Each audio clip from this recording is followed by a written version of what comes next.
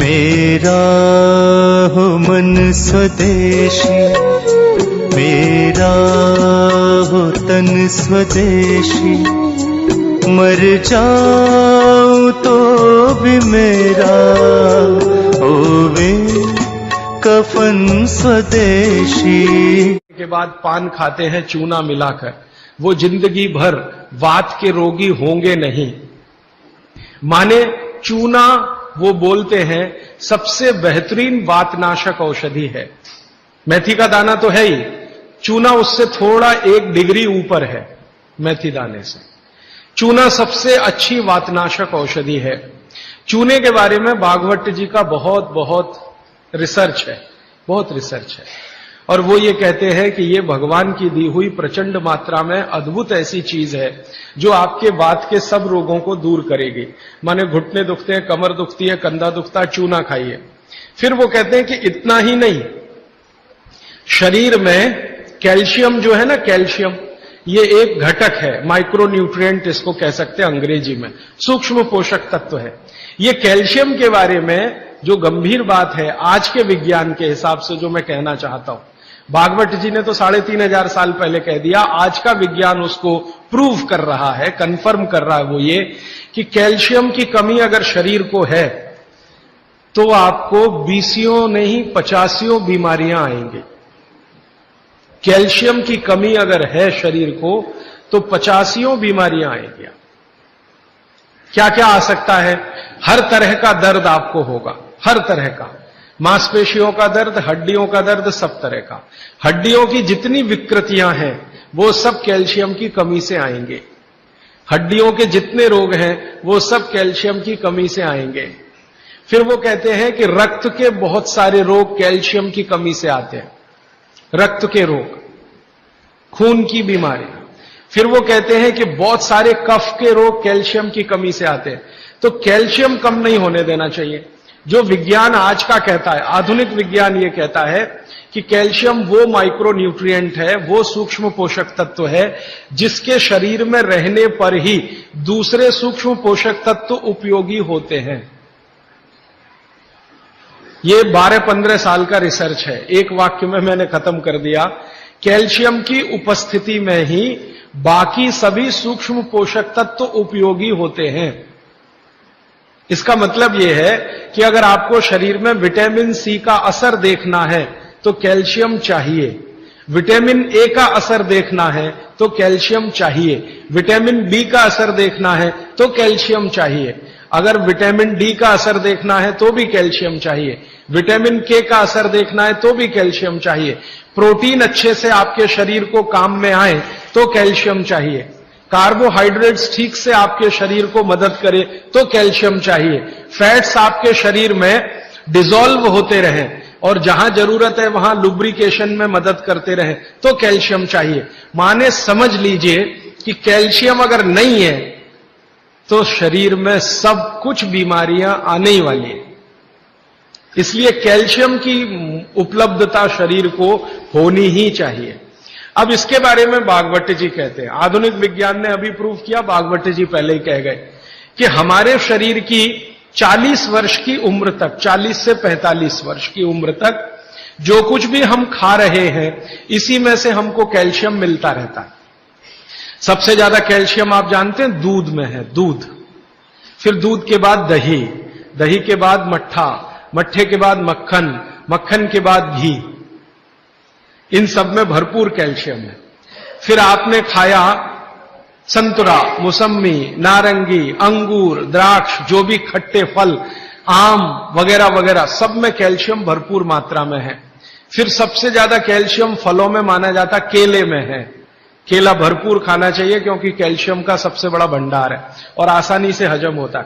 तो ऐसे जो फल हैं इनका जो कैल्शियम है ये 40-45 साल तक हमें आसानी से मिलता रहता है, क्योंकि शरीर की जो बायोकेमिस्ट्री है 40-45 साल तक एकदम दुरुस्त और तंदुरुस्त रहती है। जठर अग्नि भी तीव्र रहती है, बाकी सब फंक्शन ठीक है। लेकिन जैसे ही 45 की उम्र खत्म होती है, माताओं को ये बात विशेष रूप से कह रहा हूं, बहनों को, माताओं को।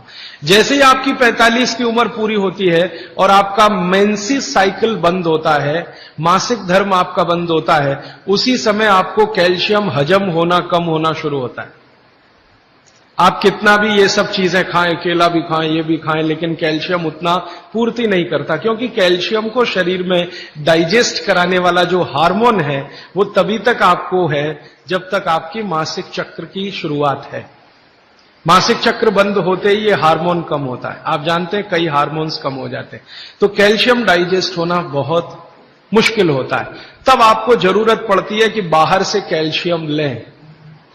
इसलिए सब माताएं इस बात को ध्यान दें और इसको गांठ बांध लें कि 45 की उम्र होते ही चूना खाएं, क्योंकि अतिरिक्त बाहर से कैल्शियम उसी से मिलेगा।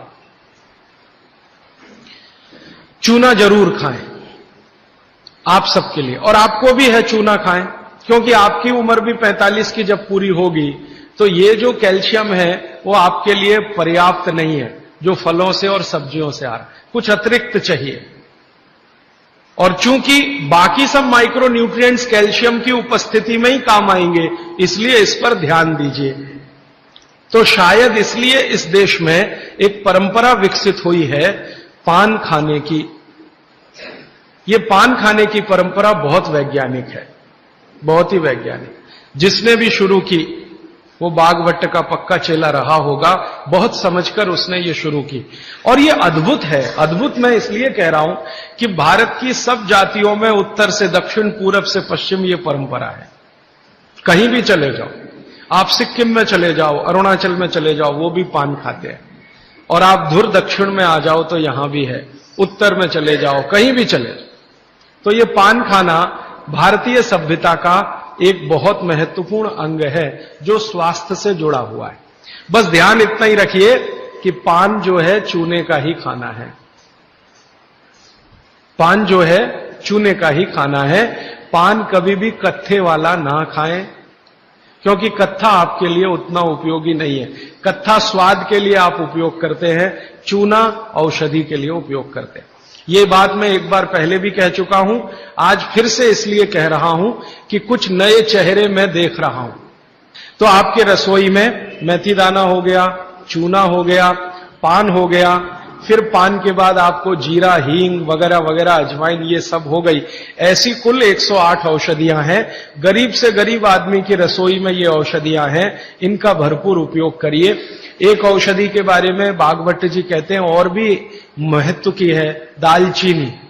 दालचीनी के बारे में बागवट जी कह रहे हैं कि वायु के जितने भी प्रकोप हैं, जैसे दमा, अस्थमा, ये वायु की बीमारियां, अस्थमा, दमा, वात की बीमारियां वायु की, तो इनको खत्म करने में या समाप्त करने में या इन बीमारियों को ठीक करने में बड़ी मदद करता है दालचीनी।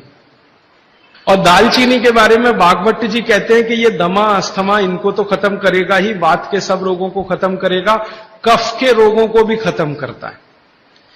कफ के रोग आप समझते हैं, खांसी है, सर्दी है, जुकाम है, मोटापा है, वजन बढ़ना, ये सब कफ के रोग हैं। तो इनमें भी दमा जैसी बीमारियों जितना असर है दमा पे, उतना ही इस पर भी है, कफ की। तो दालचीनी का भी उपयोग आप कर सकते हैं आपकी बीमारी के हिसाब से। दालचीनी आप सब जानते हैं, आसानी से आपको पहचान में भी आती है। बस उसका उपयोग करते समय ध्यान रखें कि ये ज्यादा उपयोगी है पाउडर के रूप में। कई बार मैंने देखा है भोजन बनाते समय हम दालचीनी का पत्ता डाल देते हैं या उसकी वो जो छाल जैसी है वो डाल, वो उतना उपयोग नहीं आता जितना पाउडर करके वो उपयोग में आता है। और दालचीनी के बारे में बागवट जी कहते हैं कि इसको अगर उपयोग कर रहे हैं तो आप गुड़ के साथ इसको खूब घिसिए, रगड़िए, ऐसे ऐसे ऐसे ऐसे खूब अच्छे से गुड़ मिले, फिर खाइए, फिर पीछे से थोड़ा गर्म पानी पीजिए, अद्भुत परिणाम। और अगर आप शहद ले सकते हैं तो शहद के साथ तो इसका मर्दन, मर्दन एक शब्द उन्होंने इस्तेमाल किया, मर्दन माने घिसना, रगड़ना। तो वो कहते हैं कि खूब रगड़ करके, मर्दन करके शहद में ऐसे ऐसे ऐसे ऐसे 5-7 मिनट, फिर चाटिए और थोड़ा हल्का गुनगुना पानी पीजिए, तो आपके शरीर के कम से कम तो 50 रोग ये अकेला दालचीनी खत्म कर देगा, कम से कम 50। कफ के रोग और वात के रोग, तो ऐसी बहुत सारी चीजें अपने रसोई में है।